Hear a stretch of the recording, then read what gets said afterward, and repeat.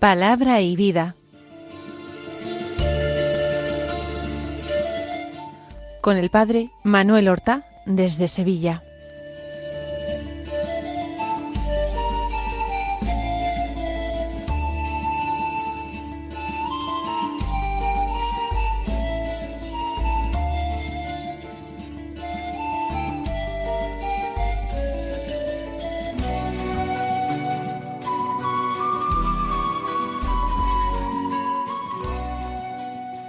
En el nombre del Padre, y del Hijo, y del Espíritu Santo. Amén. Alabados sean Jesús y María. Muy buenos días, queridos amigos, oyentes de Radio María y seguidores del programa Palabra y Vida. Hoy es lunes de la cuarta semana de la Cuaresma. Apenas quedan un par de semanas para que entremos en la Semana Santa. Y después de haber celebrado ayer el domingo cuarto de la Cuaresma, el domingo letare, nosotros mantenemos nuestra atención penitencial, nuestro atravesar un desierto, pero llenos de esperanza, porque vemos cada vez más cercana la fiesta de nuestra redención, la luminosa fiesta de la Pascua. Vamos pues a seguir meditando la palabra de Dios, de este Señor que nos dijo en el Evangelio de ayer que Él era la luz del mundo. Vamos a dejarnos iluminar por esta luz. El Evangelio de la misa de hoy es precisamente de San Juan, como el de ayer, del capítulo cuarto, los versículos 43 al 54, que dicen así: En aquel tiempo salió Jesús de Samaria para Galilea. Jesús mismo había atestiguado: un profeta no es estimado en su propia patria. Cuando llegó a Galilea, los galileos le recibieron bien, porque habían visto todo lo que había hecho en Jerusalén durante la fiesta, pues también ellos habían ido a la fiesta. Fue Jesús otra vez a Caná de Galilea, donde había convertido el agua en vino. Había un funcionario real que tenía un hijo enfermo en Cafarnaúm. Oyendo que Jesús había llegado de Judea a Galilea, fue a verlo, y le pedía que bajase a curar a su hijo, que estaba muriéndose. Jesús le dijo: Si no veis signos y prodigios, no creéis. El funcionario insiste: Señor, baja antes de que se muera mi niño. Jesús le contesta: Anda, tu hijo vive. El hombre creyó en la palabra de Jesús y se puso en camino. Iba ya bajando cuando sus criados vinieron a su encuentro diciéndole que su hijo vivía. Él les preguntó a qué hora había empezado la mejoría, y le contestaron: ayer a la hora séptima lo dejó la fiebre. El padre cayó en la cuenta de que esa era la hora en que Jesús le había dicho: tu hijo vive, y creyó él con toda su familia. Este segundo signo lo hizo Jesús al llegar de Judea a Galilea. Comienza el texto del Evangelio de Juan que acabamos de proclamar con esa noticia de que Jesús, que volvía de Jerusalén atravesando Samaria, ha salido ya de esa región central de Samaria para Galilea. Llegar a Galilea tenía algo especial.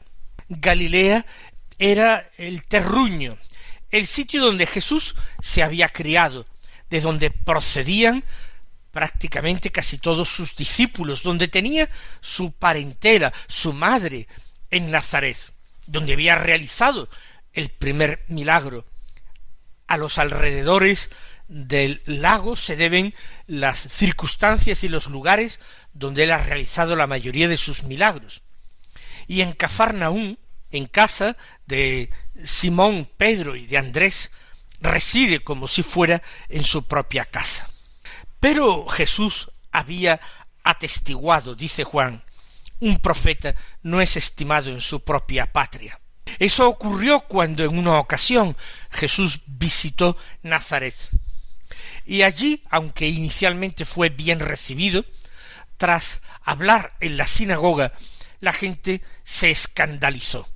Jesús había dicho que había muchos leprosos en tiempos de Naamán el sirio, pero que solamente a uno de ellos fue enviado el profeta Eliseo, y había muchas viudas en tiempos de Elías, cuando hubo una gran sequía y hambre, pero a ninguna de ellas fue enviado más el profeta Elías. En ambos casos se le había enviado a una mujer fenicia y a un hombre sirio, no a ningún israelita. Todo aquello había puesto furioso a sus paisanos nazarenos, que lo habían expulsado del pueblo, habían intentado incluso despeñarle. Un profeta no es estimado en su propia patria. La llegada a Galilea podría deparar de nuevo esto, pero Jesús es bien recibido. Hay otros muchos galileos, de muchos pueblos de Galilea, que han ido también a Jerusalén por la fiesta, y han visto lo que Jesús ha hecho en Jerusalén. Por eso, cuando ellos vuelven, antes que Jesús, que se ha detenido un poco por Samaria, o al mismo tiempo que Jesús, ya van haciéndose lenguas de lo que han visto y oído que ha hecho su paisano en Jerusalén. De tal manera que hay cierta expectación por la llegada de Jesús de nuevo a Galilea. Y el Señor se dirige a Caná de Galilea, donde nos recuerda el cuarto evangelio que ha realizado su primer milagro. Convirtió el agua en vino en aquella boda. En Caná Jesús tenía gente conocida y amigos que le invitaban a él y a su Santísima Madre a una fiesta de bodas. Y aquí va a tener lugar un milagro. Tenemos que comenzar diciendo que en otros evangelios, en los evangelios sinópticos, y en concreto en San Mateo y en San Lucas, se nos narra la curación por parte de Jesús del siervo, del criado de un centurión. Según San Mateo, el centurión habría ido a Jesús a rogarle personalmente la curación de su siervo. En San Lucas, en la versión que nos da San Lucas, había enviado a unos ancianos de los judíos, en primer lugar, para que intercedieran por él, y en segundo lugar envió a unos amigos suyos. En ambos casos vemos que no hay contradicción. Decir que ha ido el centurión equivale a decir que ha enviado a unos amigos o a unos conocidos suyos. En definitiva, el que hace la petición no son los amigos, sino que la petición la está haciendo él, que quizás, o bien porque no se siente digno de estar en presencia de Jesús, como afirma, o bien porque no puede en ese momento ausentarse de su domicilio, envía a estas personas. Algunos comentaristas muy serios piensan que este milagro que hemos escuchado, que narra San Juan en el capítulo 4, es el mismo milagro, aunque aquí no se habla de un centurión, sino que se habla de un funcionario real. A mi juicio, a mi muy modesto juicio, se trata de dos casos distintos, porque hay tal cantidad de divergencias en el relato que es difícil concordarlos exactamente.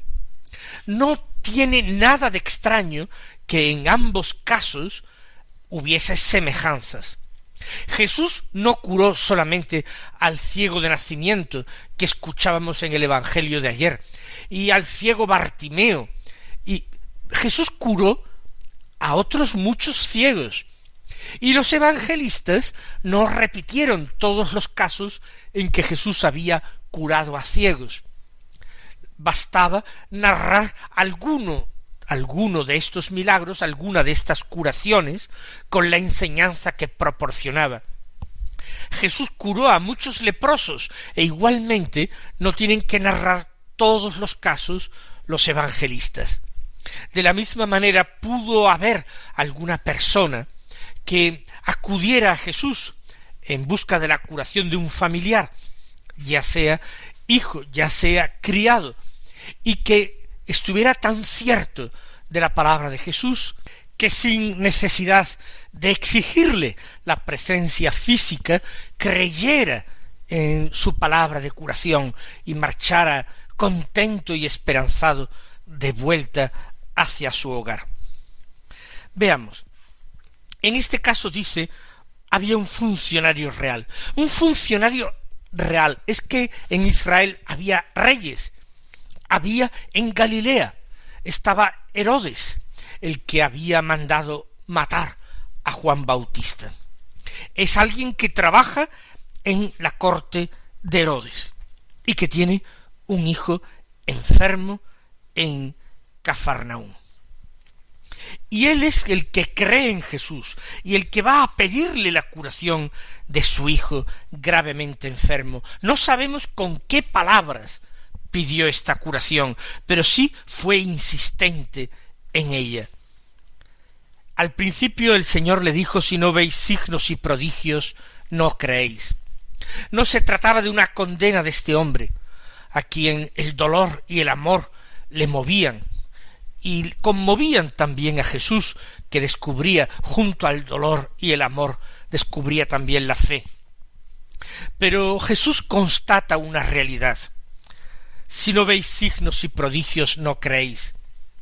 Así era la cosa. El Señor estaba siendo bien recibido en Galilea porque habían oído decir que en Judea había realizado signos extraordinarios. El funcionario insistió: baja antes de que se muera mi niño, Señor, antes de que se muera mi niño. Ante estas palabras que brotan de un corazón lleno de fe, ¿cómo podría Jesús haberse negado?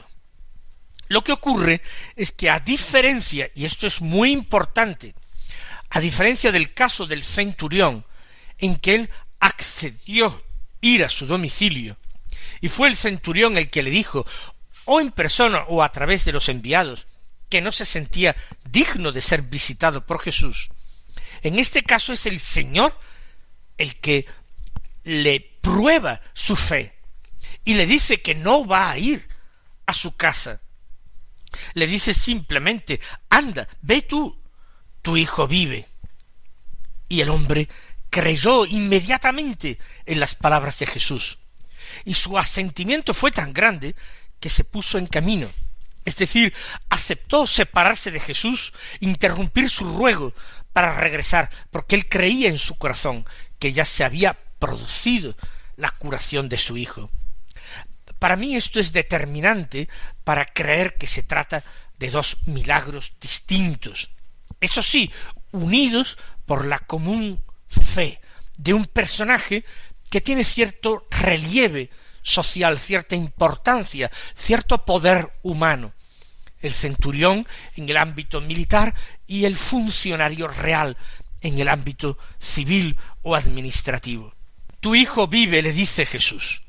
Y el hombre creyó en la palabra de Jesús y se puso en camino. Vamos a distinguir estas dos cosas y vamos a tratar de aplicarlas a nuestra propia vida. Creyó y se puso en camino. Dos momentos que se tienen que dar simultáneamente. Creer sería un asentimiento intelectual, interior, en el propio corazón, a la palabra de Jesús. Yo puedo aceptar la palabra de Jesús, que cada día escucho a través de las ondas de Radio María, o en la misa, o cuando leo personalmente la Sagrada Escritura, y puedo decir: esto está muy bien, yo lo creo en mi corazón, Dios tiene razón. Pero puede ser que esto se quede a nivel teórico, que no tenga ninguna trascendencia en la práctica, en la vida. Por eso, este hecho narrado por San Juan es la justificación perfecta del título de nuestro programa. Nuestro programa se llama Palabra y Vida. A la palabra, el funcionario real creyó en su corazón. pero porque la llevó a su vida, inmediatamente se puso en camino. Hay que mostrar con hechos, con obras, con caminos que se emprenden, hay que mostrar la fe que se le ha dado a la palabra. Muy bien hizo aquel hombre. Ambas cosas fueron necesarias. Una cosa reclamaba la otra. No se hubiera puesto en camino si no hubiera creído en su corazón. Pero su fe interior no hubiera sido real, auténtica y verdadera si no se hubiera puesto inmediatamente en camino. El Señor también preveía esta reacción del funcionario real. Y cuando iba bajando, camino de su casa, sus criados vinieron a su encuentro, diciéndole que su hijo vivía. Antes incluso de llegar, tiene una confirmación. Por supuesto, tiene que creer el testimonio de los criados. Pero quien ha creído primero en Jesús en su corazón, no se extraña de que los hombres den el mismo testimonio. Llegará más tarde él y comprobará en persona la verdad de aquellas palabras, la palabra de Jesús, que era palabra de vida, de curación, y la palabra de los criados, que era palabra de testimonio. Aquí de nuevo tenemos dos palabras en nuestra vida que han de ser creídas.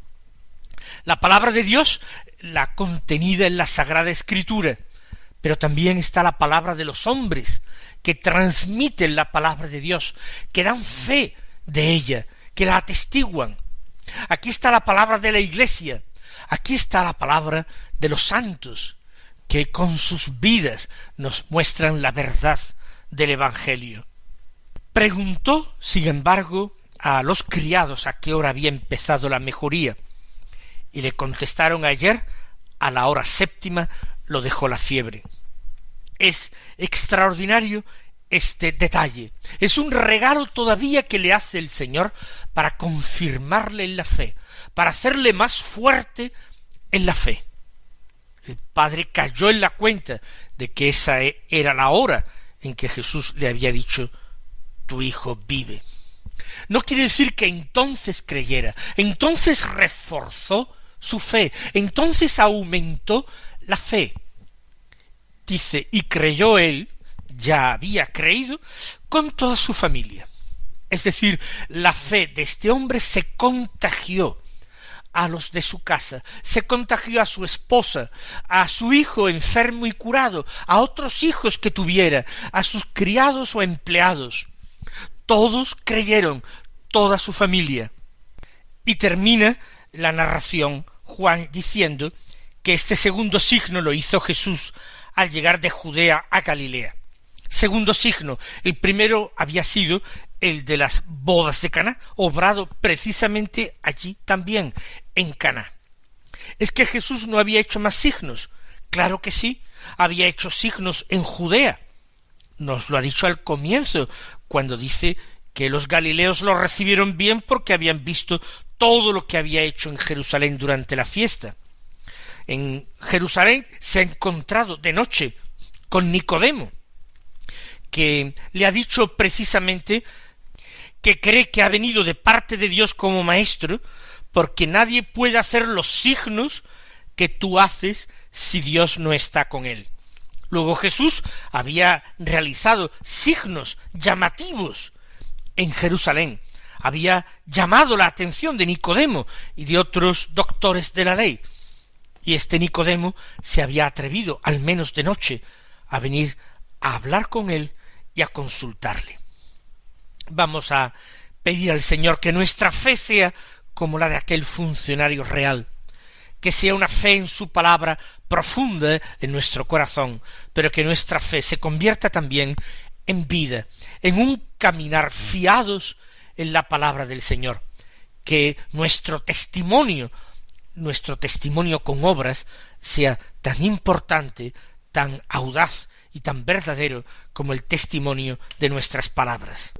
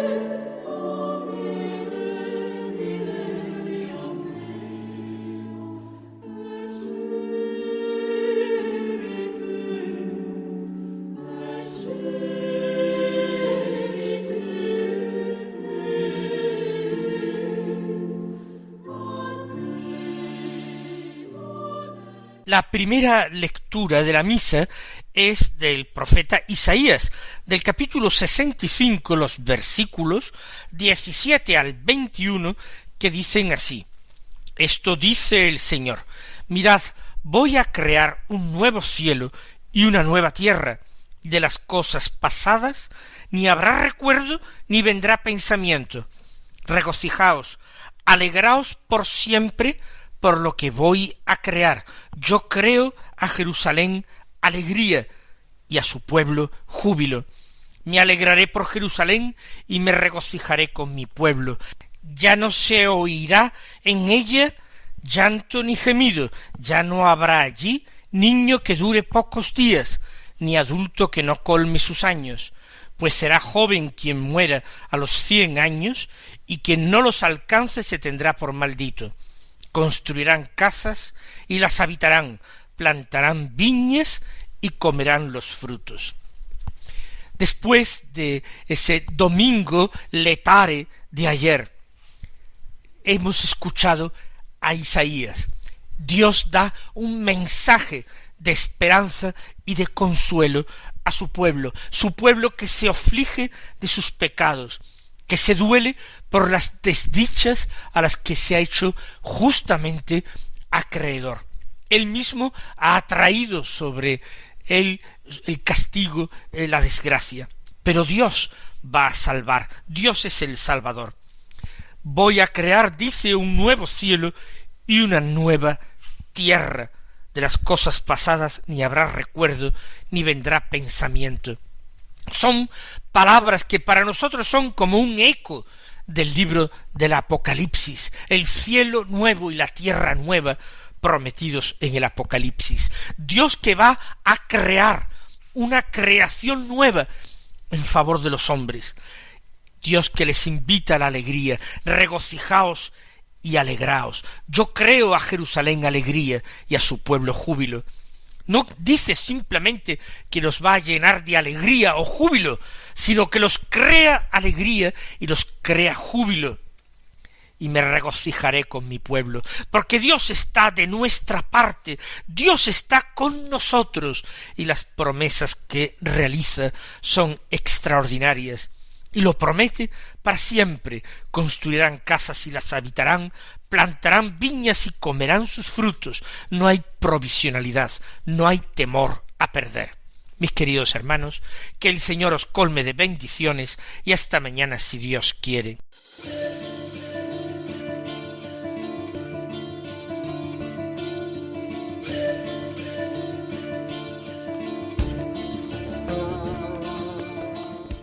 Han escuchado en Radio María Palabra y Vida, un programa que dirige el Padre Manuel Horta.